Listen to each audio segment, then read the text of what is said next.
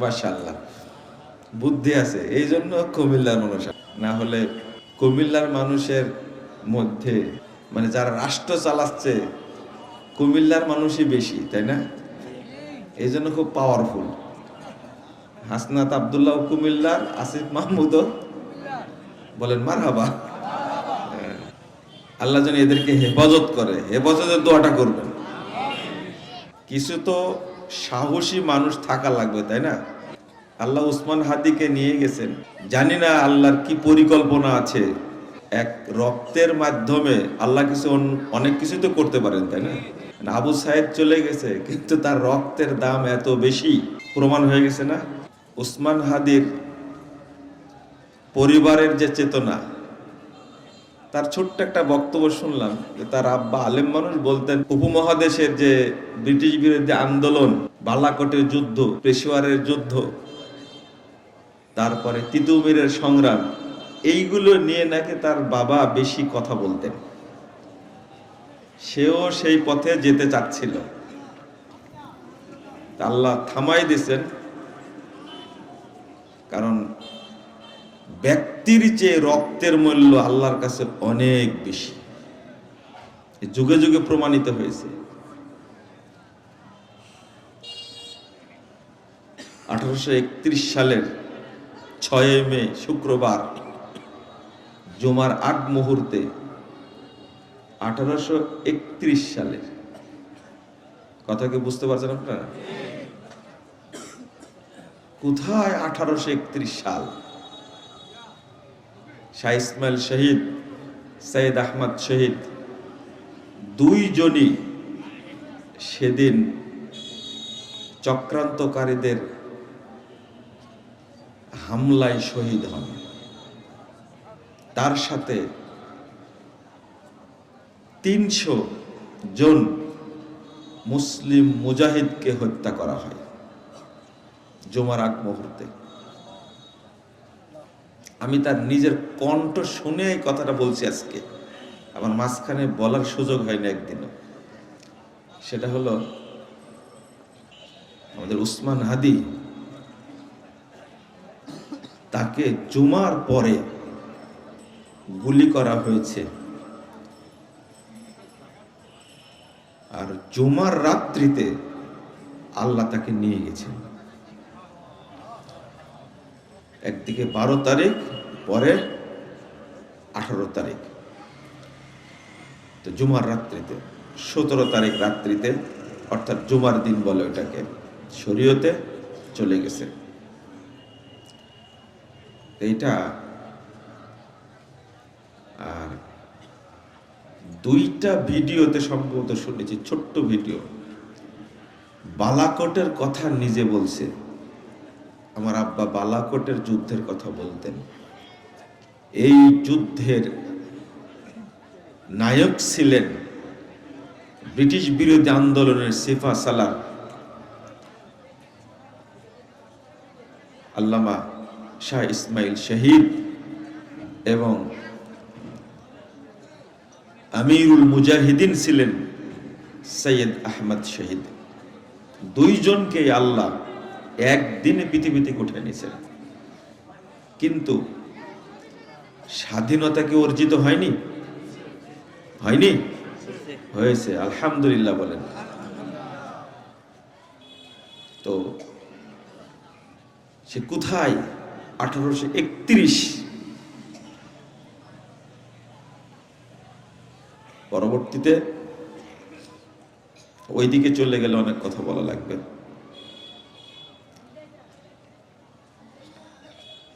1857 সালে, সরি আমি 18 সালের কথা বলছি বারবার, তাই না? 1900 ঠিক একই সালে সেপ্টেম্বরে এই ব্রিটিশ বাহিনী নারেকাল বাড়ি আর বাঁশের কেল্লার ইতিহাস সৃষ্টিকারী সৈয়দ নিসার আলী তিতুমিরকে তারা হত্যা করেছে। তো তারা হত্যা করলো 31 থেকে স্বাধীন হতে সময় লাগছে 47 পর্যন্ত, তাই না? কত? 47 পর্যন্ত সময় লাগছে। তো বিজয়ের আগেই তারা চলে গেছেন, তাই না? তাদের পথ ধরেই উপমহাদেশ ব্রিটিশ মুক্ত হয়েছে, হয়নি? রক্তকে কখনো ছোট করে দেখতে হয় না। এরপরে আল্লাহ বিজয় দান করেছেন। তো কি জন্য বলছিলাম, কোথায় ঢুকে গেছি? মানহাজের কথাই বলছিলাম, কিন্তু মাঝখানে এক জায়গায় ঢুকে গেছিলাম। বলেন তো। না না, আপনারা বুঝেননি। কুমিল্লার কথা বলতে গিয়ে ওখানে ঢুকে গেছি, যে আল্লাহ যেন এদেরকে নিরাপত্তা দান করে। বললাম না? হাসনাত আব্দুল্লাহ নামটাও তো বললাম। কুমিল্লার মানুষ নিজেরাই ভুলে গেছেন আসল কথা। এই জায়গায় বলতে গিয়ে উসমান হাদির কথা বললাম, তাই না? চলে গেছে ওইদিকে। তো কিছু মানুষকে রক্ত দিতে হয়,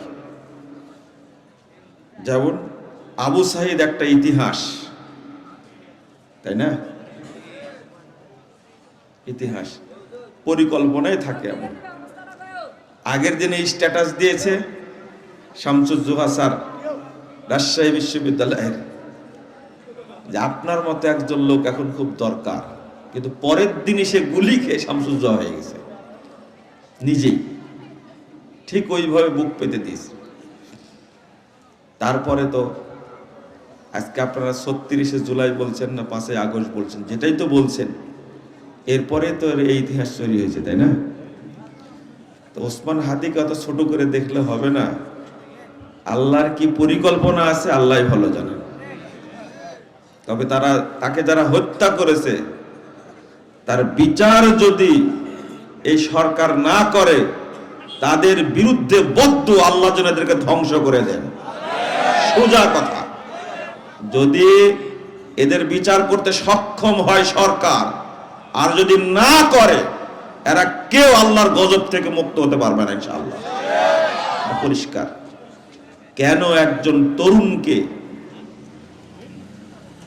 এই অল্প বয়সে বিদায় নিতে হবে, গুলি করে হত্যা করতে হবে, আর তোমরা বসে বসে মসজিদে বসে আঙ্গুল চুষবে? এটা হতে পারে না, হতেই পারে না। কেউ আল্লাহর গজব থেকে মুক্তি পাবে না। সোজা কথা। বিচার হওয়া লাগবেই ইনশাআল্লাহ। বলেন। আর কোন প্রাণ যেন বাংলাদেশে ঝরে না যায়। কথা সোজা একটাই। আল্লাহ যেন আমাদের দেশকে হেফাজত করে। বলেন আমিন।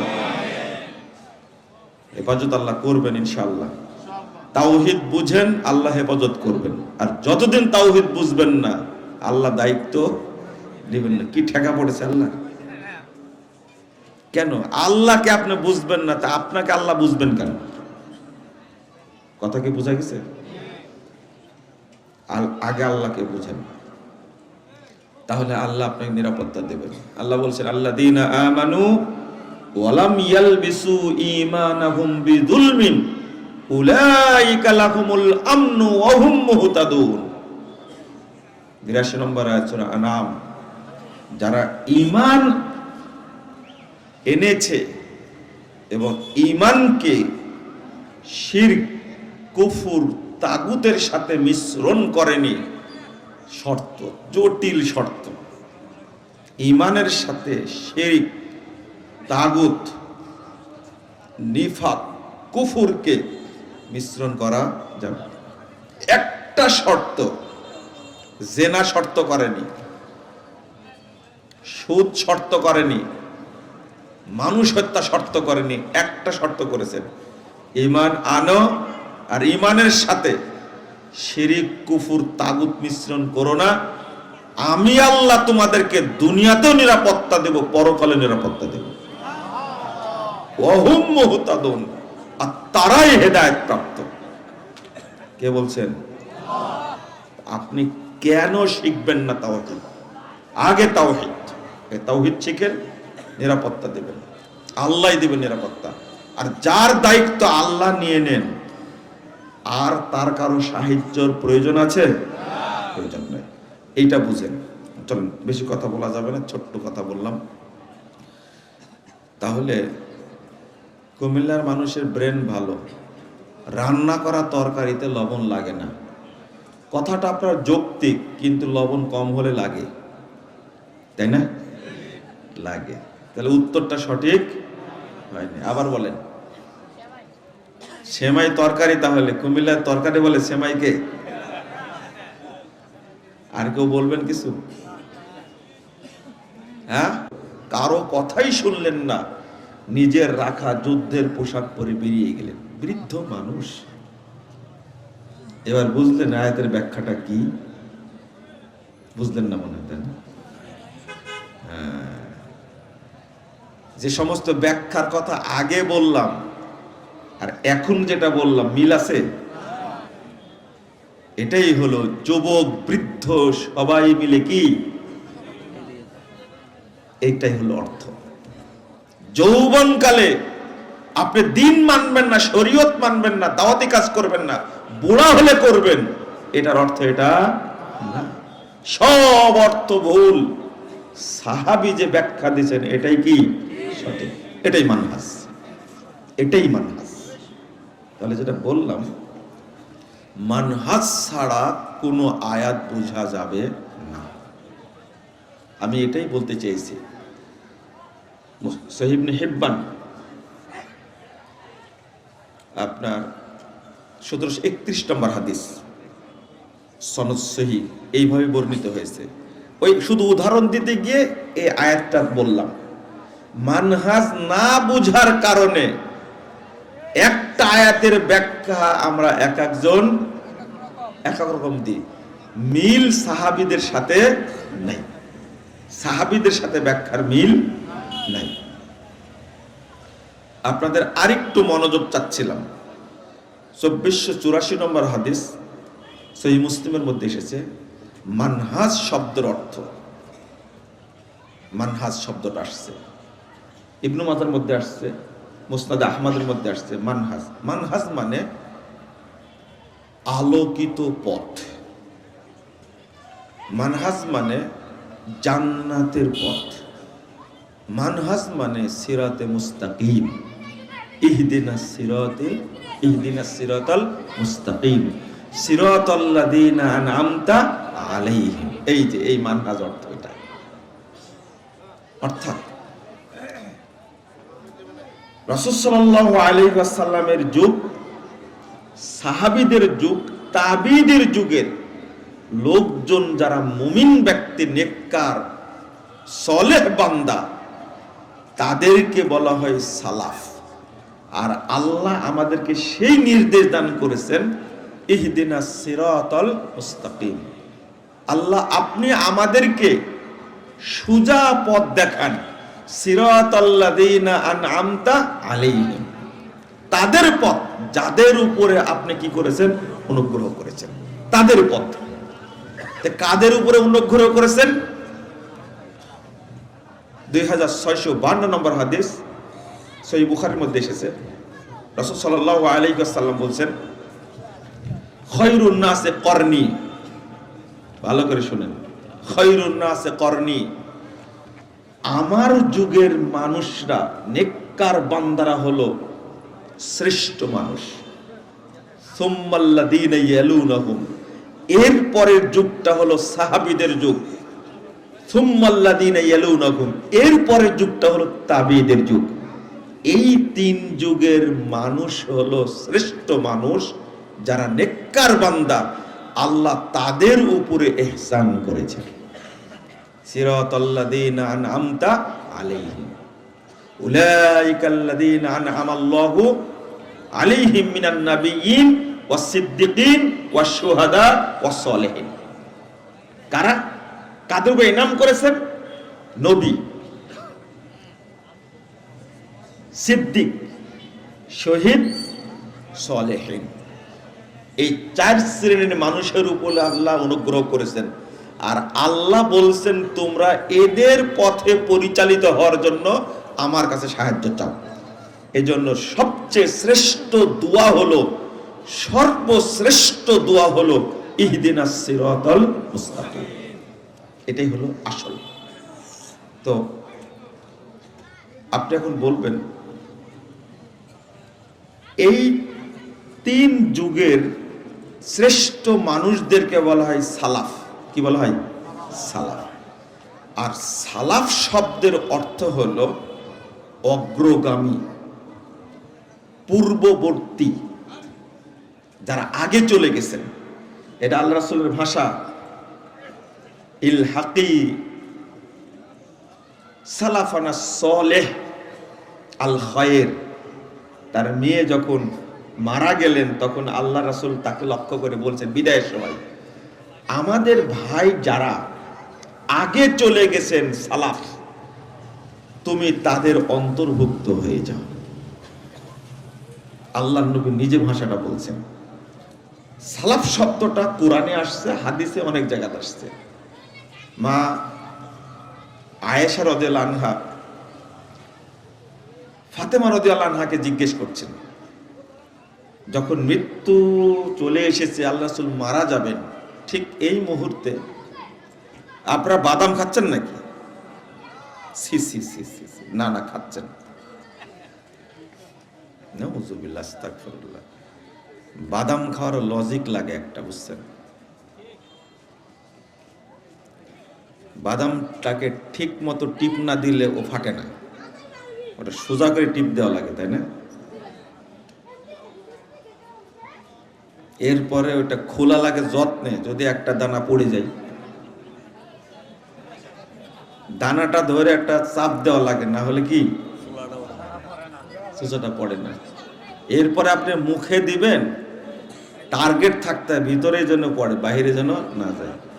এত চিন্তা করলে হা করে তাকা আছেন আপনি, চিন্তাটা বাদামের মধ্যে আছে। আমার বক্তব্য বুঝবেন না আপনার, আমার আলোচনাটা বুঝেন। আমাকে ডেকে নিয়ে এসে কষ্ট দেওয়ার কোনো মানে হয়? আমি এই আলোচনা করেছি আর আপনি বাদাম খাচ্ছেন না, এটা মেনে নেওয়া যায় না। মা আয়েশা রাদিয়াল্লাহু আনহা জিজ্ঞেস করছেন, যখন কান্নাকাটি করছিলেন ফাতেমা রাদিয়াল্লাহু আনহা, বাপ তো মারা যাচ্ছেন, তো আল্লাহ রাসূল ডাকলেন, মেয়েকে ডেকে কি যেন তার কানে বললেন, স্বাভাবিক হয়ে গেলেন। ফাতেমা রাদিয়াল্লাহু আনহা স্বাভাবিক হয়ে গেলেন। তখন একই বছরে জন্ম দুইজনের, ফাতেমা রাদিয়াল্লাহু আনহা আর আয়েশা রাদিয়াল্লাহু আনহা, বান্ধবীর মতো। তখন বলছে যে, এই তোমাকে কি বললো আল্লাহ রাসূল? তুমি আগে যে খুব যে কান্নাকাটি করছিলে, এখন যে স্বাভাবিক হয়ে গেলে, বলো তো কি বললো?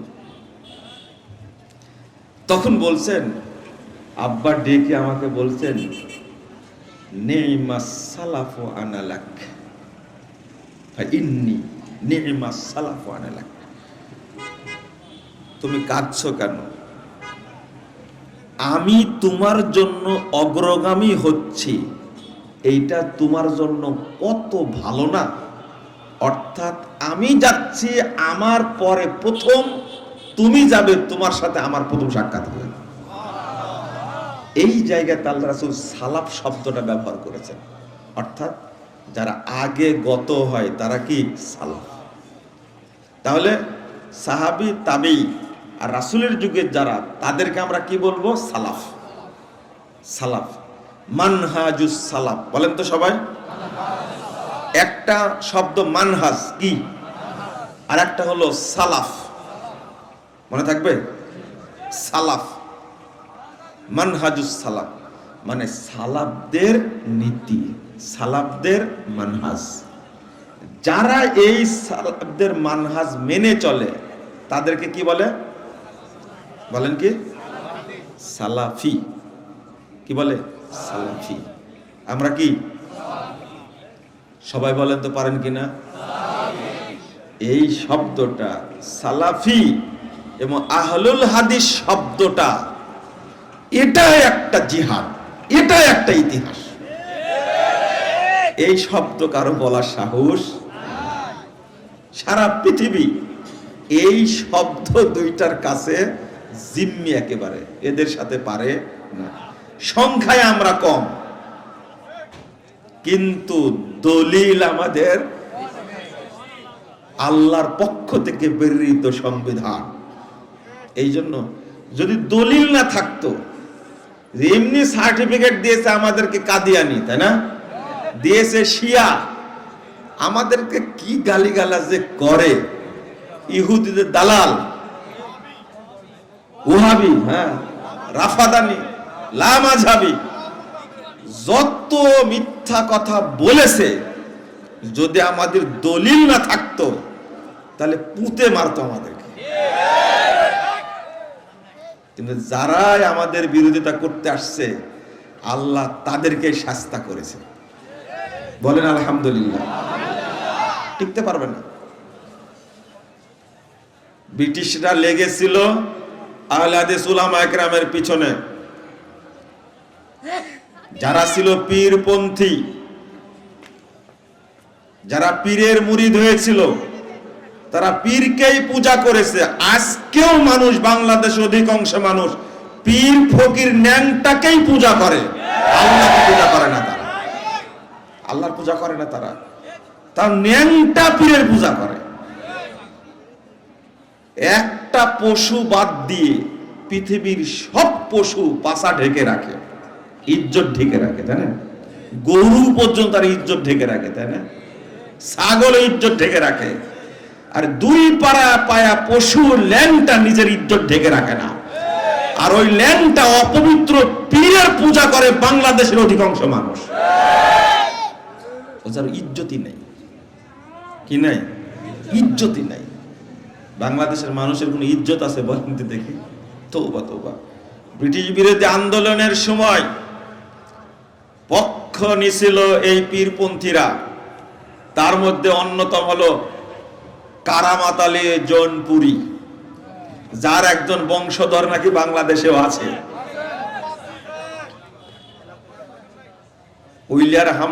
উইলিয়াম হান্টার, দি ইন্ডিয়ান মুসলমান, এই গ্রন্থের মধ্যে শেষ পৃষ্ঠায় লিখে গেছে কারামাত আলী জৌনপুরীর কথা। আর এই মাজার পূজারী পীর আহলে হাদিসদেরকে গালি দেয়। এর লজ্জা পিছনের দিকে না সামনের দিকে এটা বোঝা যায় না, তো লজ্জা কোথাও নাই। সেই সময়ে তারা মুরিদদের নজর নেওয়াজ খাওয়া নিয়ে ব্যস্ত ছিল, পীরেরা ভড়ি মোটা করেছে। আর ওই সময় শিখদের বিরুদ্ধে, ওই সময় ইংরেজদের বিরুদ্ধে জীবন দিয়েছে, জমি দিয়েছে, জায়গা দিয়েছে, বাড়ি সম্পদ সবকিছু বিলিয়ে দিয়েছে, ফাঁসিতে ঝুলেছে, আন্দামান দ্বীপে দ্বীপান্তরিত হয়েছে আহলে হাদিস উলামায়ে কেরাম। এরপরে আহলে হাদিসদের দমন করা যায়নি। তার প্রমাণ আপনি আকীদা খুঁজে নেন। শাহ ইসমাইল শহীদ কে ছিলেন? সাইদ আহমদ শহীদ কে ছিলেন? সৈয়দ নিসার আলী তিতুমির কে ছিলেন? আল্লামা ইনায়েত আলী কে ছিলেন? আল্লামা বেলায়েত আলী কে ছিলেন? যদি খুঁজে নিতে পারেন তখন ইতিহাস প্রকাশিত হবে। আপনি খুঁজেন দেখি পারেন কিনা। যতগুলো ব্রিটিশ বিরোধী কেন্দ্র আছে সারা বাংলাদেশে, প্রত্যেকটা কেন্দ্রস্থল এখন আহলে হাদিসদের জায়গা। ইতিহাস জান আপনি। তার মধ্যে বাংলাদেশের সর্বশ্রেষ্ঠ কেন্দ্র ছিল ব্রিটিশদের, যেখানে আল্লামা শাহ ইসমাইল শহীদ পর্যন্ত এসেছিলেন। একটা কেন্দ্রের কথা পাওয়া যায় 30 সালের ময়মনসিংহ, 30 সালের ধানীখোলা। ইতিহাস খুঁজে দেখেন, সেখানে আমার দেখা 50 বছর রাজনীতির 50 বছর আবুল মনসুর আহমদ লিখে গেছেন। কারণ তার দাদার ভাই, বড় ভাই, নিজে ব্রিটিশ বিরোধী আন্দোলনে শরীক ছিলেন। শাহ ইসমাইল শহীদ এবং সাইদ আহমদ শহীদের নেতৃত্বে দীর্ঘ 30 বছর সংগ্রাম করেছেন। আপনি এই ইতিহাস কোথায় রাখবেন?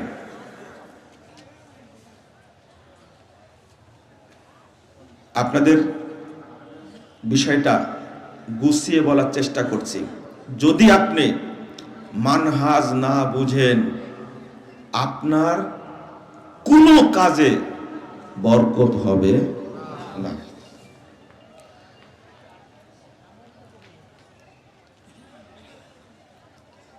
তিনটা জিনিস এখানে আসলো। একটা হলো মানহাজ, একটা হলো সালাফ, আর একটা কি বলেন? সালাফি। আমরা কি সালাফি? বলেন আলহামদুলিল্লাহ। মনে হয় সবাই বলেননি সালাফি শব্দটা, সবাই বলেননি। সালাফি নিজে দাবি করা, এটা যে কত ভাগ্যের ব্যাপার। প্রমাণ দেন একটা, যে আমরা সালাফদের বুঝ মানি না, কিন্তু বাংলাদেশের অধিকাংশ মানুষ সালাফদের আকীদাও মানে না, আমলও মানে না। আমি একবারে চোখের সামনে আপনাকে পয়েন্ট টু পয়েন্ট ধরে ধরে বুঝাই দিব আপনাকে। চলেন ইনশাল্লাহ, যতগুলো প্রমাণ দিব আপনি নিজেই বুঝতে পারবেন, আপনি নিজের বুঝ নিয়ে চলছেন। আল্লাহ রাব্বুল আলামিন বলছেন, কথাগুলো শুনেন। 137 নম্বর আয়াত, সূরা বাকারা। আবারও সেই উসমান রাদিয়াল্লাহু আনহুর কথায় আসলো, যে আয়াতের মধ্যে উসমান রাদিয়াল্লাহু আনহু আয়াত পড়ার সময় তাকে হত্যা করা হয়, সেই আয়াত এটা। এই আয়াতের উপরে রক্ত পড়েছিল, উসমান রাদিয়াল্লাহু আনহু হত্যা করা হয়। আল্লাহ বলছেন, ফাইন আমানু বিমিসলি মা আমানতুম বিহি। এই আয়াতটা অন্তত বুঝেন। ফাইন আমানু বিমিসলি মা আমানতুম বিহি, তোমরা যেভাবে ঈমান এনেছো ঠিক ওইভাবে অন্যরাও যদি ঈমান আনে, তোমরা যেভাবে শরীয়ত বুঝেছো অন্যরাও যদি ওইভাবে বুঝে, তোমরা যেভাবে শরীয়ত মেনে চলছো ঠিক এইভাবে যদি অন্যরাও মেনে চলে, ফাকাদিহতাদাও, তাহলে তারাও হেদায়েত পাবে। বিরাট শর্ত কিন্তু এখানে। আলহামদুলিল্লাহ সুবহানাল্লাহ বলার আগে বুঝেন, কঠিন কথা। সাহাবীদেরকে আল্লাহ বলছেন, ফাইন আমানু বিমিসলি মা আমানতুম বিহি, তোমরা যেভাবে ঈমান এনেছো, তোমরা যেভাবে আকরারতুম, তোমরা যেভাবে শরীয়ত বুঝেছো, তোমরা যেভাবে মেনে চলছো, এইভাবে যদি অন্যরাও মানে, ফাকাদিহতাদাও, তারাও হেদায়েত পাবে। ওয়াইন তাওয়াল্লাও, যদি এই শর্ত যদি তারা প্রত্যাখ্যান করে, এই শর্ত থেকে যদি মুখ ফিরিয়ে নেয়, ফাইন্নামা হুম ফি শিকাক, তাহলে তারা গুমরাহির মধ্যেই থাকবে, তারা এই দলাদলি বিভক্তির মধ্যেই থাকবে, তারা হেদায়েত পাবে না। একবারে সোজা সুজি কথা, একবারে কোনো কথাই জোর নেই, একবারে পরিষ্কার। এই আয়াতের মধ্যে দুইটা বাক্য আসছে, কোরআনের মধ্যে শ্রেষ্ঠ বাক্য, শার্ত এবং মাশরুত দুইটা শব্দ আসছে, জটিল শব্দ। যারা আলেম মানুষ তারা ভালো করে বুঝছেন যে আল্লাহ এখানে দুইটা বাক্য পরস্পর শার্ত দিয়ে শুরু করেছেন। মানে টিউবওয়েল আছে বলেই পানি পাওয়া যাবে। যেখানে টিউবওয়েল নাই সেখানে যাবেন আপনি? যেখানে নদী নাই সেখানে যাবেন পানি নিতে? বুঝেননি মনে হয়, তাই না? চোখ আছে বলেই দেখে নাকি? হ্যাঁ, না থাকলে দুই চোখ নষ্ট হয়ে গেছে, দেখবে কিছু? একে বলে শর্ত, একে বলে শর্ত। শর্ত কঠিন জিনিস। আল্লাহ দুইবার শর্ত করেছেন আয়াতের মধ্যে। সাহাবীদের মতো যদি আপনি বুঝেন শরীয়ত, ওইভাবে যদি মেনে চলেন, তাহলে আপনি কি হেদায়েত পাবেন। আর যদি সেইভাবে ফলো না করেন, হেদায়েত পাবেন না, ও হেদায়েতই পাবে না। 115 নম্বর আয়াতে আল্লাহ বলছেন, সূরা নিসা, ওয়ামান ইউশাকিকির রাসূল মিন বাদি মা তাবায়্যানা লাহুল হুদা ওয়া ইয়াত্তাবি গায়রা সাবিলিল মুমিনিন নুআল্লিহি মা তাওয়াল্লা ওয়া নুসলিহি জাহান্নাম ওয়া সাআত মাসীরা। হেদায়েত প্রকাশিত হওয়ার পরেও যারা নবী মুহাম্মদ সাল্লাল্লাহু আলাইহি ওয়াসাল্লামের নাফরমানি করবে, ওয়ায়াত্তাবি গায়রা সাবিলিল মুমিনিন, সাহাবীদের রাস্তার উল্টা চলবে, সাহাবীদের মানহাজে চলতে হবে। আল্লাহ বলছেন নু আল্লিহি মা তাওয়াল্লা। ওই আয়াতে বললেন তারা ভ্রষ্টতার মধ্যে থাকবে, গুমরাহির মধ্যে থাকবে। আর এই আয়াতে আল্লাহ বলছেন নু আল্লিহি মা তাওয়াল্লা, ও যেদিকে নিজ ইচ্ছায় চলতে চায় আমি ওই দিকে ফিরাই দেব। এরপরে কি করব? অনুসলিহি জাহান্নাম, আমরা তাকে জাহান্নামের মধ্যে আছাড় দেব।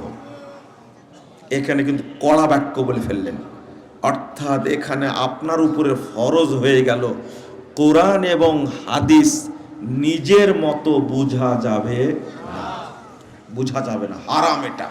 কারণ আল্লাহ বলছেন আমি ওকে জাহান্নামে আছাড় দেব। আর ইমাম তাবারি রাহিমাহুল্লাহ বলছেন ইয়াত্তাবি গায়রা আহলি তাসদিক ওয়া ইয়াসলুকু মিনহাজান গায়রা মিনহাজিহিম যালিকা হুয়াল কুফরু বিল্লাহ। এই দেখেন কাদিয়ানীদেরকে কেমনে কাফের বলি দেখেন। ইমাম তাবারি রাহিমাহুল্লাহ এই আয়াত পেশ করে বলছেন যারা সাহাবীদের আহলুত তাসদিক তারাই শরীয়তের সত্যায়ন করেছেন, তারাই শরীয়তের বাস্তব রূপ দিয়েছেন।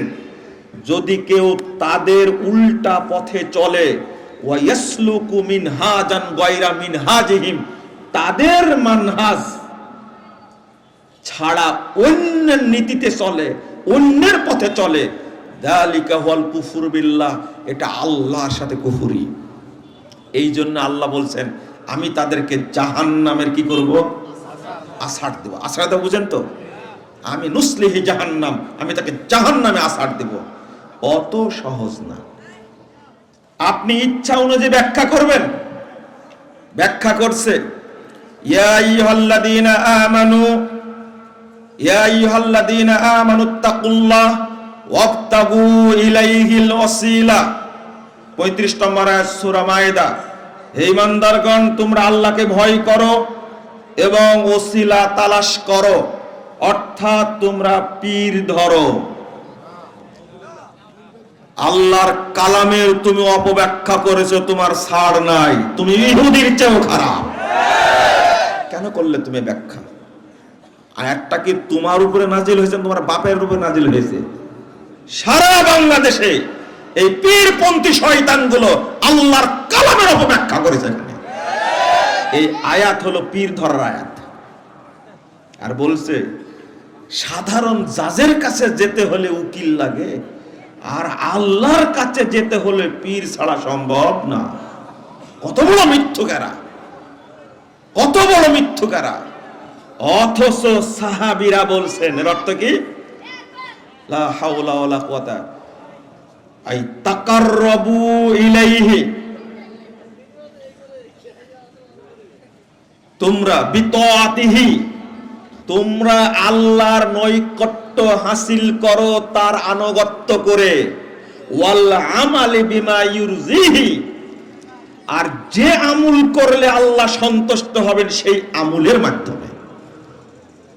বেকুব, তুমি মুশরিক বলেই আল্লাহর সাথে বেঈমানিটা করতে পেরেছো। আল্লাহ কি এমনি বলেছেন ওয়াইন আতাতুমুহুম ইন্নাকুম লামুশরিকুন ওয়া ইন্নাশ শায়াতিনা লা ইউহুনা ইলা আউলিয়াহিম, ইবলিস শয়তান মানব রূপী শয়তানদের কাছে ওহী করে, লিউজাদিলুকুম। সূরা নাম 121 নম্বর আয়াত। আল্লাহ রাব্বুল আলামিন বলছেন ওয়াইন আতাতুমুহুম, যারা ইবলিসের এজেন্ট মানুষের মধ্যে, যারা ইবলিসের দালাল, যারা ইবলিসের চামচা, যারা ইবলিসের প্রতিনিধিত্ব করে মানুষের মধ্যে থেকে, ফাইনাতা তুমুহুম, তোমরা যদি তাদের ফলো করো, তাদের অনুসরণ করো, ইন্নাকুম লামুশরিকুন, অবশ্যই তোমরা মুশরিক হয়ে যাবে। বাংলাদেশে যত পীরের মুরিদ আছে এই আয়াত প্রমাণ করে সবগুলো মুশরিক, সব মুশরিক, সব মুশরিক। এমনি মুশরিক ও মাজার পূজা করে, মুশরিক না? ও পীরকে সেজদা করে তো এমনি মুশরিক, ও খাঁটি কাফের, ও খাঁটি কাফের। এই আয়াতকে কিভাবে ঢাকবেন আপনি? আল্লাহ কি এমনি বলেছেন? এই কথা কেমনে ব্যাখ্যা করলে এটা? আস্তাগফিরুল্লাহ। সাহাবীরা এর অনুবাদ করছেন প্রত্যেক তাফসিরে। ইমাম ইবনে কাসির রাহিমাহুল্লাহ বলছে, লা খিলাফা বাইনাল মুফাসসিরিন, এই আয়াতের অর্থের ব্যাপারে পৃথিবীর কোন মুফাসসিরের মধ্যে দ্বিমত নেই। তুমি দ্বিমত করলে কেন? আপনি কি বুঝলেন আমার কথাটা? তাকাররাবু ইলাইহি বিতাআতিহি, তোমরা আল্লাহর সন্তুষ্টি অর্জন করো, তোমরা আল্লাহর সন্তুষ্টি অর্জন করো তার আনুগত্যের মাধ্যমে। ওয়াল আমাল বিমা ইউরজিহি, আর ওই আমলের মাধ্যমে যে আমল করলে আল্লাহ কি করা যাবে? আল্লাহকে খুশি করা যাবে। আপনি কি বুঝতে পারছেন কথাটা? এখানে পীর আসলো কোথায়? ন্যাংটা পীর আসলো কোথায়? আসলে এখানে পীর। তুমি আয়াতের ভুল অর্থ করলে কেন? আরে কাদিয়ানীদেরকে কাফের বলে দিয়েছি, ওরা সার্টিফিকেট একটা পেয়েছে। কাদিয়ানীরা সার্টিফিকেট একটা পেয়েছে কোরআনের একটা আয়াতের অপব্যাখ্যা করেছে। 40 নম্বর আয়াত সূরা আহজাব, মা কানা মুহাম্মাদুন আবা আহাদিম মির রিজালিকুম ওয়ালাকিন রাসূলুল্লাহি ওয়া খাতামান নাবিয়্যিন। কাদিয়ানী শয়তানগুলো বলেছে মুহাম্মদ নবী তবে শেষ নবী না। মুহাম্মদ নবী তবে শেষ নবী না। শুধু এতটুকু বলেছে, মুহাম্মদ সম্পর্কে আল্লাহ বলেছেন খাতামান নাবিয়্যিন, মুহাম্মদ আংটিওয়ালা নবী। এই হারামখোর, মুহাম্মাদের হাতে যে আংটি ছিল তুমি কোথায় পেলে? মুহাম্মদ সাল্লাল্লাহু আলাইহি সাল্লামের হাতে যে আংটি ছিল তুমি কোথায় পেলে? কোরআনের কোন আয়াত দ্বারা প্রমাণ পাওয়া যাবে? কোনো প্রমাণ নাই। আরে বেকুব, যে হাদিসে মুহাম্মদ সাল্লাল্লাহু আলাইহি সাল্লাম আংটি ব্যবহার করে বলে উল্লেখ হয়েছে, ওই হাদিসের মধ্যে উল্লেখ করা হয়েছে আনা খাতামুন নাবিয়্যিন লা নাবিয়্যা বাদি, আমি হলাম শেষ নবী, আমার পরে কোনো নবী আসবে না। ওই নবী তো বলেছেন লাউ কানা বাদি নাবিয়্যুন লাকানা ওমর ইবনুল খাত্তাব, যদি আমার পরে কেউ নবী হতেন তাহলে ওমর ইবনুল খাত্তাব নবী হতেন। যেহেতু ওমর নবী হয়নি, পৃথিবীতে আর কেউ নবী হতে পারবে না। আল্লাহ নবী সমাধান করে দিয়েছে মালুন। আল্লাহ যেন কাদিয়ানীদেরকে ধ্বংস করে দেন, বলেন আমিন। কাদিয়ানীর এত খারাপের খারাপ বলছে মোহাম্মদ নবী, এতে কোনো সন্দেহ নাই, তবে মোহাম্মদ শেষ নবী না। শুধু এতটুকু বলার কারণে কাদিয়ানীরা কি কাফের? তাদের সার্টিফিকেট একটা হওয়ার কারণে কাফের। আর বর্তমান বাংলাদেশে যারা কোরআনে তাফসীর করে, কোরআন অপব্যাখ্যা করে, তাদের সার্টিফিকেট কিন্তু গুণে শেষ করতে পারবেন না। তার মধ্যে এটা একটা। তুমি কেন অনুবাদ করলে? তুমি ওসিলা বুঝো না? নবী মুহাম্মদ সাল্লাল্লাহু আলাইহি সাল্লাম বলছেন 3 জন ব্যক্তি পাহাড়ে আটকা পড়েছিল। হাদিস শুনেননি আপনারা? ওইটা কি ব্যাখ্যা দেওয়া লাগবে? তারা ওসিলা করেছিল কি দিয়ে? নিজ নিজ আমল দিয়ে আল্লাহর কাছে ওসিলা করেছিল। এটাই হলো ওয়াবতাগু ইলাইহিল ওসিলা, ওসিলা তালাশ করো তোমরা। আর হারামখোররা বলছে পীর ধরো। কোথায় পেয়েছো তোমরা পীর ধরার কথা? এখানে কোরআনের আয়াত নিয়ে ফাইসলামি, বাটপারি। এটা তোমার বাপের কালাম নাকি তুমি আল্লাহর কালাম সম্পর্কে বাজে কথা বলবে? ইউহাররিফুনাল কালাম আল্লাযীনা হাদু ইউহাররিফুনাল কালাম আম মাওয়াদিহি। 46 নম্বর আয়াত আল্লাহ রাব্বুল আলামিন বলছেন ইহুদিদের স্বভাব হলো আল্লাহর কালেমার অর্থকে কি করে দেয়? বিকৃত করে দেয়, পরিবর্তন করে দেয়। মনে রেখো আহলে হাদিসগণ তোমার কাছে ভিক্ষা চাইতে যায় না। আল্লাহ রাব্বুল আলামিন বলছেন ওয়ালা ইয়াতুনাকা বিমাসালিন লাজিনাকা বিল হক ওয়া আহসানা তাফসীরা। সূরা ফুরকান 33 নম্বর আয়াত। আল্লাহ বলছেন মুহাম্মদ শুনো, তারা তোমার কাছে যে বিষয়গুলো নিয়ে আসে জানার জন্য, ইল্লা জিনাকা বিল হক, আমি সেটার সমাধান দিই ওহী দ্বারা, হক দ্বারা। ওয়া আফসীরা, আর সর্বোত্তম তাফসীরের ব্যাখ্যা কি হবে সেটাও আমি বলে দিই। এ বলছেন। তাহলে এই কুরআনুল কারিমের মালিক নাজিল করেছেন আল্লাহ রাব্বুল আলামিন, তাই না? কার উপরে? মুহাম্মদ সাল্লাল্লাহু আলাইহি সাল্লামের উপরে এই কালামের ব্যাখ্যাও দিয়েছেন কে? আল্লাহ। এই ব্যাখ্যাই হলো হাদিস। এই ব্যাখ্যাই কি? হাদিস। আল্লাহ নিজেই বলেছেন, লা তুহাররিক বিহি লিসানাক, তুমি তোমার জিহ্বাকে তাড়াহুড়া করাও না। ফাইদা করানাহু ফাত্তাবি কুরআনা সুম্মা ইন্না আলাইনা বায়ানা। বুঝেন ভালো করে। আল্লাহ বলছেন, আমরা যখন তেলাওয়াত করি, ফাত্তাবি কুরআনা, হে মুহাম্মদ সাল্লাল্লাহু আলাইহি সাল্লাম আপনি শুধু তার অনুসরণ করেন। সুম্মা ইন্না আলাইনা বায়ানা, এর ব্যাখ্যা দেওয়ার দায়িত্ব আমাদের উপরে। কে বলছেন? আল্লাহ। তাহলে ব্যাখ্যা কে নাজিল করেছেন? কোরআন কে নাজিল করেছেন? আল্লাহ। তোমার কাছে ব্যাখ্যা নিতে যাব কেন? আল্লাহর নবীর ব্যাখ্যা না পেলে তার শ্রেষ্ঠ মানুষ তিনি যাদেরকে রেখে গেছেন সাহাবীদের ব্যাখ্যা খুঁজবো, যেহেতু আল্লাহ সাহাবীদেরকে লক্ষ্য করে বলেছেন, তাই না? এরপরে না পেলে তাবিঈদের কাছ থেকে ব্যাখ্যা নেব। আমি কি সেই ফকির? তুমি ন্যাংটা হুজুর, তোমার কাছ থেকে ব্যাখ্যা নেব? তুমি তো মূর্খ। তুমি এমন ব্যাখ্যা দাও কোরআনের, ইবলিস শয়তানও সেই ব্যাখ্যা দেয় না। ইবলিস শয়তান ওই ব্যাখ্যা জানে না, এত নোংরা ব্যাখ্যা দেয় কোরআনের। আস্তাগফিরুল্লাহ। আপনি কয়টা উদাহরণ নেবেন মানহাজ না বুঝার কারণে এই অবস্থা?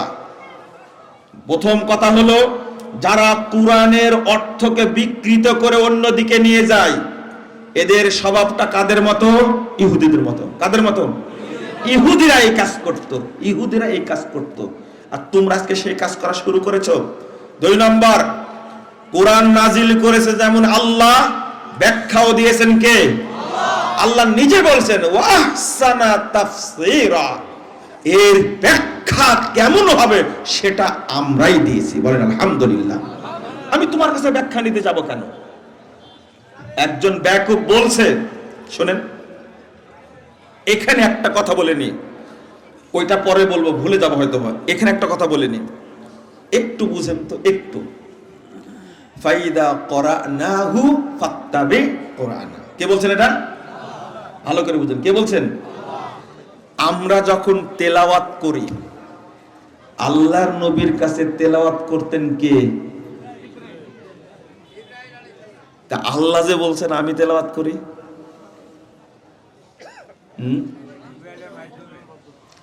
জিবরাইলের মাধ্যমে, তাই না? ফাইদা করানাহু ফাত্তাবি কুরআনা। তাহলে আল্লাহ বলছেন আমরা কি করি? তেলাওয়াত করি। নবীর কাছে, মুহাম্মদ সাল্লাল্লাহু আলাইহি সাল্লামের কাছে আল্লাহ তেলাওয়াত করেনি, আল্লাহর পক্ষ থেকে তেলাওয়াত করেছেন কে?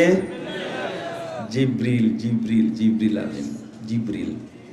তাহলে অর্থ ঠিক করতে হবে এটা, কিন্তু এর মুরাদ, এর অর্থটা, বুঝটা, মাফহুমটা সালাফদের কাছ থেকে নিতে। কাদের কাছ থেকে? সালাফদের কাছ থেকে। কারণ আমরা জানি আল্লাহ মুহাম্মদকে তেলাওয়াত করে শোনাননি। কে শোনাইছেন? জিবরিল। কার পক্ষ থেকে? আল্লাহর পক্ষ থেকে। তাই তাহলে আর একটা আয়াত বলেন তো। একজন ভণ্ড পীর, এতই পদের বদ, পাগড়ি দিয়ে বলছে হাতের সাথে হাত লাগান। আল্লাহ বলছেন, আয়াত পাঠ করছে, ইয়াদুল্লাহি ফাওকা আইদিহিম, বলছে এই যে এই হাতের উপরে আল্লাহর হাত আছে। আল্লাহই তো বলছেন, তাই না? একটু বুঝেন, ইয়াদুল্লাহি ফাওকা আইদিহিম, এই আয়াতটা নাজিল হয়েছে হুদাইবিয়ার সন্ধির সময়। ইয়াদুল্লাহি ফাওকা আইদিহিম, তাদের হাতের উপরে কার হাত আছে? আল্লাহর হাত আছে। এখন পীর সাহেব যখন বায়াত করাচ্ছেন মুরিদদের, তখন পীর বলছে এই হাতের উপরে আল্লাহর হাত আছে। তুমি ভণ্ড পীর আর তোমার হাতের উপরে আল্লাহর হাত আছে। আচ্ছা বলেন তো দেখি স্পষ্ট, ইয়াদুল্লাহি ফাওকা আইদিহিম, নবী সাল্লাল্লাহু আলাইহি ওয়াসাল্লাম যখন বায়াত করাচ্ছিলেন সাহাবীদেরকে, তখন আল্লাহর নবীর না সাহাবীদের হাতের উপরে কার হাত ছিল? বলেন, কার হাত ছিল? আল্লাহর হাত ছিল। এটাই শরীয়তের বুঝ, এটাই শরীয়তের বুঝ। এখানে হাত ছিল, আল্লাহর পক্ষ থেকে হাত দিয়েছিলেন মুহাম্মদুর রাসূলুল্লাহ সাল্লাল্লাহু আলাইহি ওয়াসাল্লাম। তখনও আল্লাহর নবী বলতে পারেননি আমার হাতের উপরে কার হাত আছে। আর হারামখোর পীর এই মুশরিক বলছে আমার হাতের উপরে কি আছে, আল্লাহর হাত আছে। আপনি কি বুঝলেন আমার কথাটা? আমার বক্তব্য কেউ বুঝতে চায় না। কাকে বুঝাবো আমার বক্তব্য? ও কেসা কাহিনী নাই, তাই না? আমি বলতেই থাকবো যতদিন বেঁচে আছি ইনশাআল্লাহ, এইগুলোই বলবো। কেউ না বলো, আমি এইগুলোই বলবো। আমার জন্য দোয়া করবেন, আমি এইগুলোই বলবো ইনশাআল্লাহ। তুমি বুঝবা মানে কোরআনের অর্থ তো বিকৃত করলে কেন? তুমি আগে জেনে নাও সাহাবা কেরামে আয়াতের অর্থ কি বলছেন। বলছে আগে ভার্সন ছিল কি জানেন? আগে ভার্সন ছিল শরীফ, মক্কা শরীফ, মদিনা শরীফ, হাদিস শরীফ, কোরআন শরীফ, মাজার শরীফ, দরগা শরীফ ছিল না? নতুন ভার্সন আসলে পরবর্তীতে মুবারক। কি মুবারক? জুতা মুবারক, পায়খানা মুবারক, পেশাব মুবারক, দান মুবারক, টুপি মুবারক, পাগড়ি মুবারক, লাঠি মুবারক আসলো না? এখন নতুন ভার্সন শুরু হয়েছে। কেন আপনারা জুমা মুবারক শুনেননি? ঈদ মুবারক শুনেননি? শুনেছেন না? মাজার মুবারক, আস্তাগফিরুল্লাহ আস্তাগফিরুল্লাহ, দান মুবারক, পাঞ্জাবি মুবারক, বাল মুবারক। বাল মুবারক শুনলাম কাশ্মীরে গিয়ে। বালও যে হজরত হয় এটা জানা ছিল না। একটা মসজিদ দেখাতে নিয়ে গেছে, হজরত বাল মসজিদ, হজরত বাল মসজিদ কাশ্মীরে বড়। আমি বুঝি না, ঘুরে টুরে দেখছি যে সাইনবোর্ড দেখতে পাচ্ছে না, হজরত বাল মসজিদ কেন? যে ছেলেটা নিয়ে গেছে ও বলছে যে এই মসজিদে ওই 12ই রবিউল আউয়ালে আল্লাহর নবীর চুল প্রদর্শন করা হয়। এই চুলের আগে বাল বসেছে, কি বলে হজরত বসেছে, এটা তো বুঝি না। আগে ফার্সি ভাষা কি বলে? বাল। চুলকে কি বলে? তেরা বাল পাক গিয়া। হ্যাঁ, উর্দুতে কি বলে? বাল। বাল। এই বালের আগে হজরত বসেছে, হজরত বাল মসজিদ। আপনি সার্চ দেন খুঁজে পাবেন, হজরত বাল মসজিদ।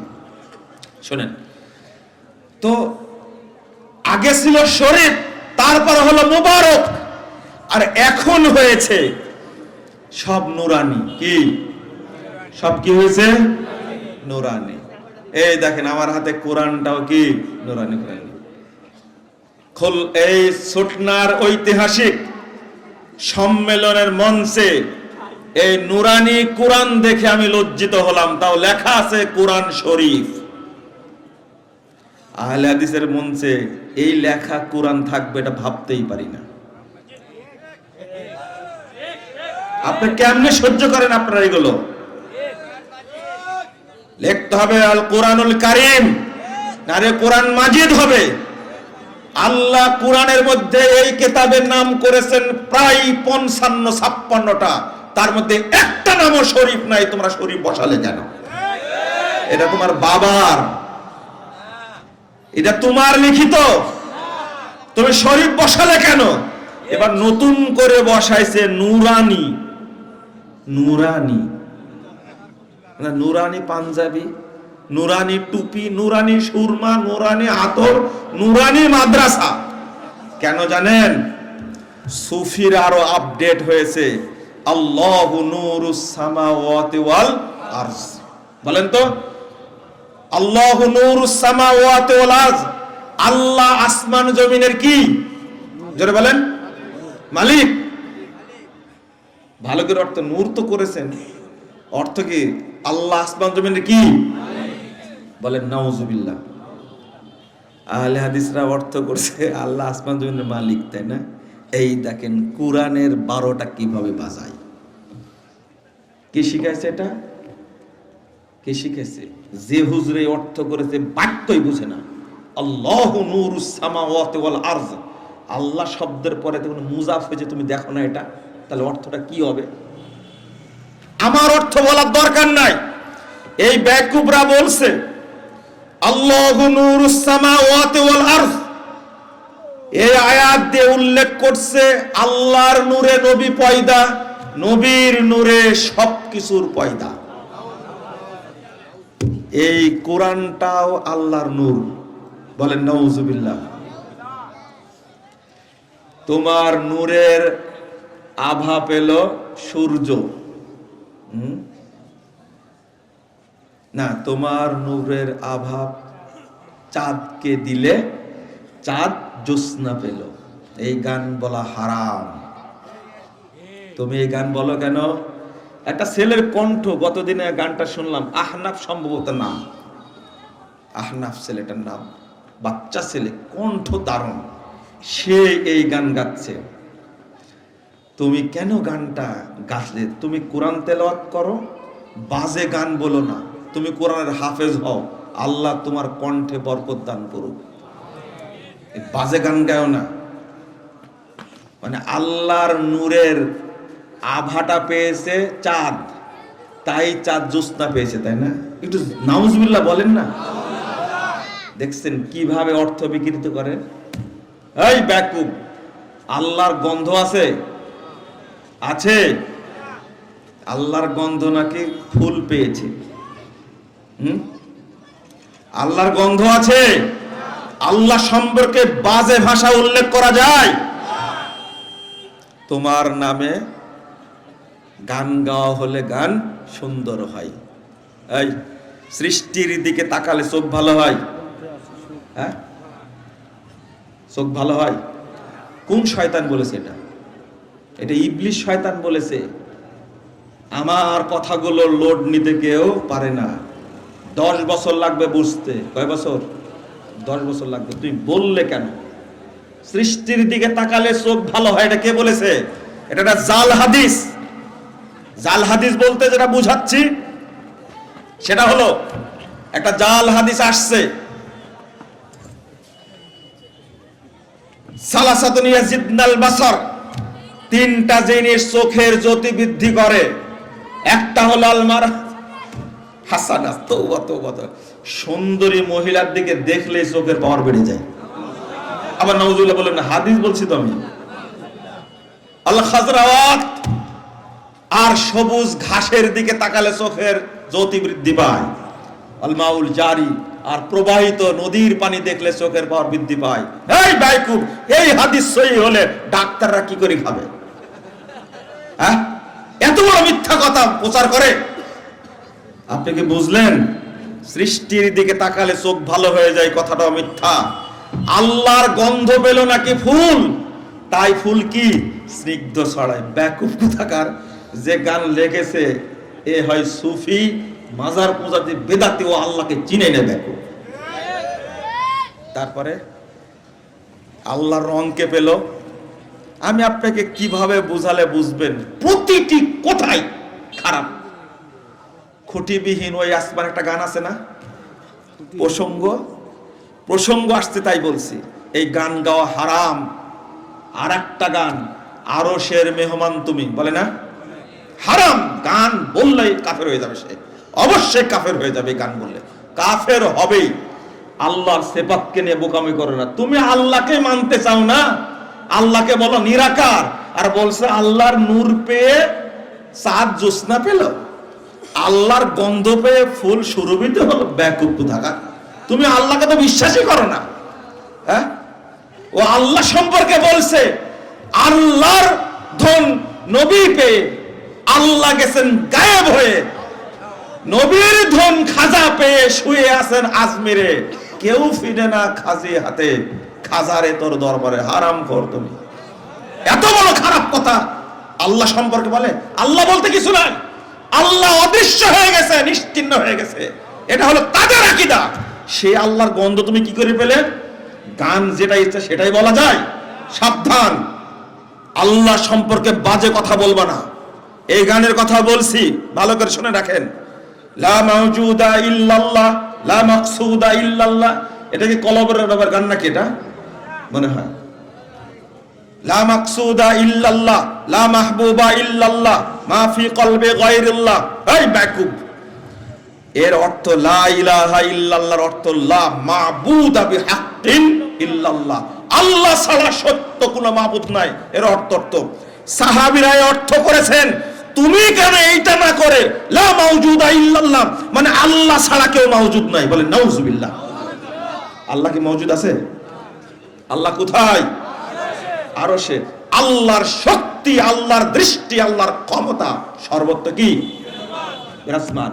তুমি আল্লাহকে বলছো লা মাওজুদা ইল্লা, আল্লাহ ছাড়া কেউ মওজুদ নাই। লা মাকসুদা ইল্লাল্লাহ, বেকুব খবরদার। আল্লাহ সম্পর্কে যা ইচ্ছা তাই তুমি বলতে পারবে না, তুমি সাবধান হয়ে যাও। কি বলছিলাম? আল্লাহু নূরুস সামাওয়াতি ওয়াল আরদ, এটা বলে শেষ করে দেব। আমার সময় কত লোক তাও তো জানি না আমি।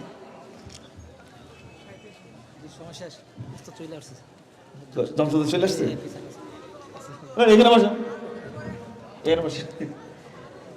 আর বলবো না না না,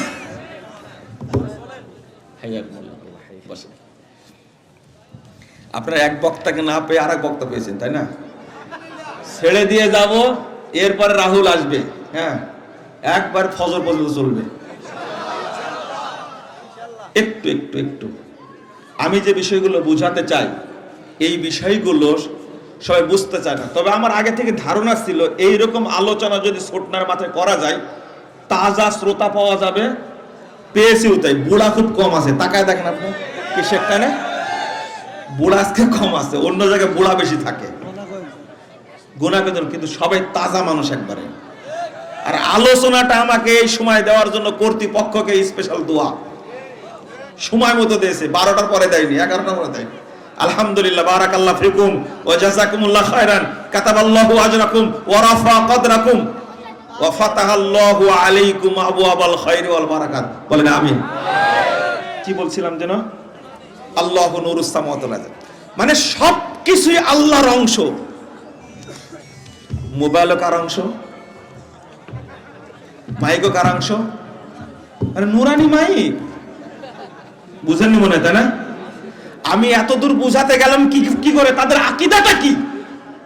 আস্তাগফিরুল্লাহ আস্তাগফিরুল্লাহ আস্তাগফিরুল্লাহ। আল্লাহর জাতের সাথে এরকম শয়তানি করা যায়? এরকম বাটপারি করা যায়? নবীর নূর থেকে সকল কিছু কি হয়েছে, মানে সবকিছু কার অংশ? তাহলে পায়খানাটাও আল্লাহর অংশ। নুরানি পায়খানা, যে নুরানি জুতা, নুরানি পাগড়ি, আল্লাহর অংশ এটাও।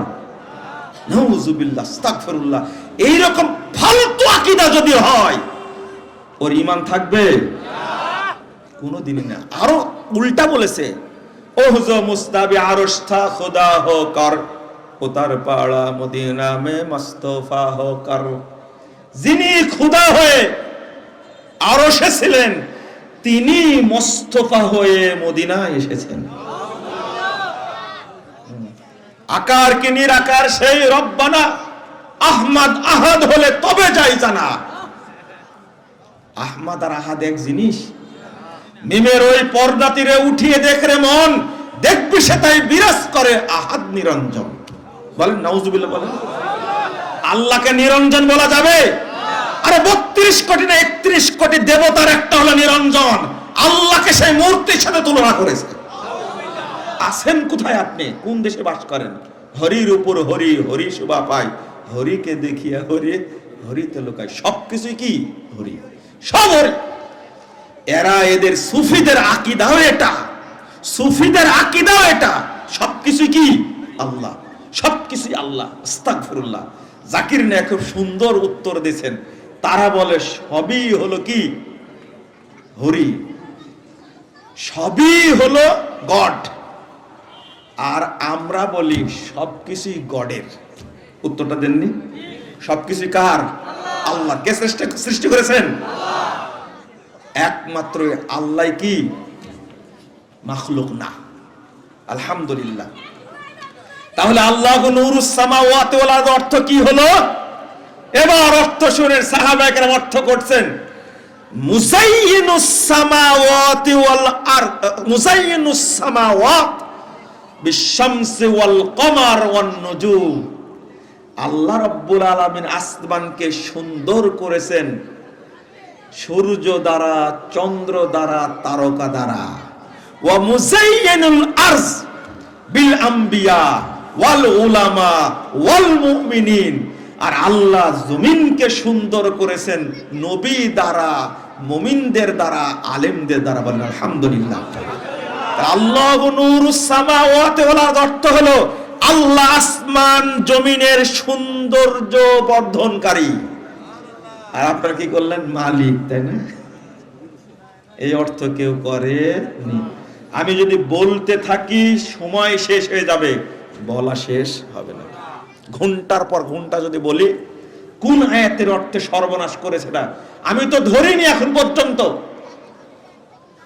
আল্লাহ আর রহমান আল আরশে ইস্তাওয়া, রহমান কোথায়?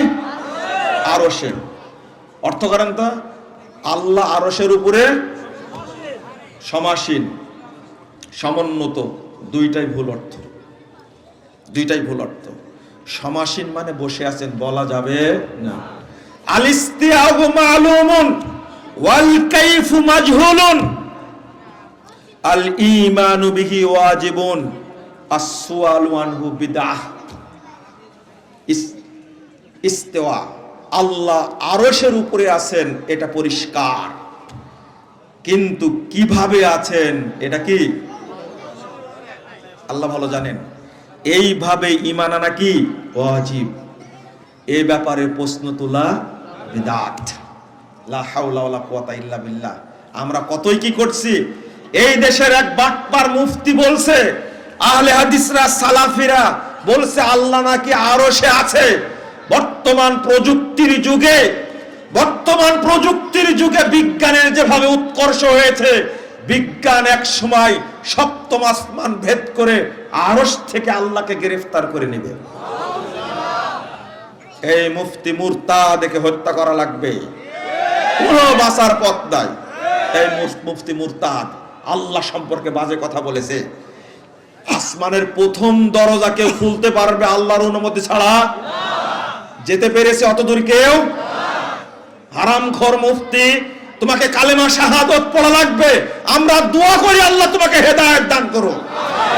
সারা দেশের বেদাতে আলেমদের জন্য দোয়া আমার, আল্লাহ তুমি এই সমস্ত বেদাতীদেরকে হেদায়েত দান করো। আল্লাহ তুমি তাদেরকে তাওহীদের বুঝ দান করো। আল্লাহ সম্পর্কে বাজে কথা বলেছে, বদবাখত, খারাপ কথা বলেছে। কেন বলবে? আল্লাহকে নাকি গ্রেফতার করবে, তাই না? তওবা তওবা, আস্তাগফিরুল্লাহ আস্তাগফিরুল্লাহ। আল্লাহ সম্পর্কে কথা বলতে হলে তো হিসাব করে বলা উচিত, তাই না? ওদের যদি আল্লাহর প্রতি কোনো মহব্বত থাকতো, ভক্তি থাকতো, এই রকম বাজে কথা বলতে পারতো? প্রশ্নই আসে না। আমি আপনাদের বলতে চাচ্ছিলাম, প্রতিটি আয়াতের ক্ষেত্রে এই রকম অপব্যাখ্যা চলছে, বাংলাদেশ ভরপুর। আমি মনে করি সব আলেম এভাবে কথা বলুক, কিন্তু বলতে চাই না। ওই ব্যাকআপ অর্থ করেছে, এইটাই বলে শেষ। বক্তাকে বসা রেখে ওয়াজ করা ঠিক না। সেটা হলো লা তাকরাবুস সালাহ ওয়া আনতুম সুকারা। বলছে তোমরা যখন, এক পীর সাহেবকে প্রশ্ন করেছে, আপনার মুরিদদের নামাজ পড়া লাগবে না, এটা বলেন কেন? রোজা রাখা লাগবে না, গান তৈরি করেছে, পানির তলে মোম জ্বালাইছে, বাবাই দেখো না। আমার বাবার মুরিদ হলে নামাজ লাগে না। পানির তলে মোম জ্বালাইছে, বাবাই দেখো না। আমার বাবার মুরিদ হলে রোজা লাগে না। এই পীরটা কি পীর না ইবলিস? একবারে সরাসরি ইবলিসের এজেন্ট। এই জন্য পীর গ্রেফতার হয় না, গ্রেফতার হয় উলামায়ে কেরাম। কোন পীর গ্রেফতার হইতে রেকর্ড আছে বাংলাদেশে? কোনো রেকর্ড নাই, কোনো রেকর্ড নাই। এটা দলিল দিচ্ছে, ওয়ালা তাকরাবুস সালাহ ওয়া আনতুম সুকারা। তো ও দলিল দিচ্ছে কি জানেন? আরে কেউ যদি মদ খেয়ে পাগল হয়, তাই নামাজে যেতে নিষেধ করেছেন। মদ খেয়ে পাগল হয়েছে, সাধারণ মদ, তাই খেলে বলছে মসজিদের আশেপাশে যেও না। আর সেখানে যে আল্লাহর পাগল হয়েছে, তারপরে কি নামাজ লাগে? আপনি কি বুঝতে পারছেন ব্যাখ্যাটা? এই ব্যাখ্যাটা কিসের ব্যাখ্যা করেছে? কোরআনের আয়াতের ব্যাখ্যা করেছে। একে কি করার দরকার বলেন তো দেখি? কোরআনের আয়াতের অপব্যাখ্যা এইভাবেই করেছে। আজ থেকে বুঝে নেন, একটা কথা পরিষ্কার বলি, যে মানহাজকে সম্মান করে না, যে মানহাজ বুঝে না, মানহাজ এবং তাওহীদ নিয়ে আলোচনা করে না, তার বক্তব্য শোনাই হারাম। প্রতিটা ক্ষেত্রে ক্ষেত্রে মানহাজ আগে গুরুত্ব দিতে হবে, না হলে ও হেদায়েতই পাবে না। তুমি নিজে ব্যাখ্যা দিবে কেন? তোমার অধিকার নাই। বাংলাদেশে মানহাজের সংকট চলছে, তবে এই আলোচনা করেই যাব ইনশাআল্লাহ। আপনারা মনোযোগ দিয়ে শুনলেন, এই জন্য শেষ দোয়া আমার, আল্লাহ যেন আমাদের সবাইকে মানহাজের জ্ঞান দান করেন। সারা বাংলাদেশের মানুষকে যেন আল্লাহ তাওহীদ এবং মানহাজের জ্ঞান দান করেন, বলেন আমিন। আল্লাহ তো কবুল করতেও পারেন ইনশাআল্লাহ। এই ছোটনার ঐতিহাসিক সম্মেলনের উসিলায় আল্লাহ তুমি আমাদের এই দোয়াটা কবুল করো। সারা দেশের মানুষকে তুমি তাওহীদের জ্ঞান দান করো, তুমি মানহাজের জ্ঞান দান করো, সহি আকীদার জ্ঞান দান করো, বলুন আমিন। আল্লাহ তুমি আমাদের দেশটাকে নিরাপদ দেশ হিসাবে কবুল করে নাও। আল্লাহ তুমি এই দেশটাকে তাওহীদের দেশ হিসাবে কবুল করে নাও। আল্লাহ তুমি আমাদের সকলকে জান্নাতুল ফেরদাউসের মেহমান হিসাবে কবুল করে নাও। আমিন ইয়া রাব্বাল আলামিন। বারাকাল্লাহু ফিকুম ওয়া জাযাকুমুল্লাহু খাইরান। ওয়াসসালামু আলাইকুম ওয়া রাহমাতুল্লাহি ওয়া বারাকাতুহু।